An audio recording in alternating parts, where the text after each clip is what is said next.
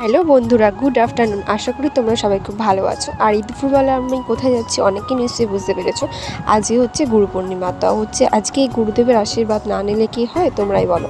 তো তার জন্য আমরা বেরিয়ে পড়লাম গুরুদেব বাড়ির উদ্দেশ্যে। তো দেখো দুপুরবেলা কত মেঘ আকাশে, দেখতে পাচ্ছ। তোমাদের সাথে কথা বলতে বলতে চলে এসেছি আমরা গুরুদেব বাড়ি। তো দেখো প্রচুর লোক, দেখেছো কত ভিড়। আর এখন হচ্ছে কীর্তন হচ্ছে, আর এটা হচ্ছে আমাদের গুরুদেব।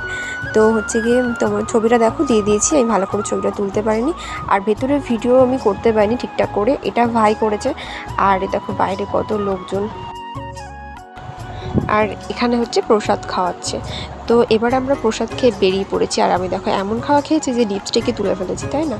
আর দেখো আকাশটা কত সুন্দর, সিনারিটা আমার তো ভীষণই ভালো লাগছিল।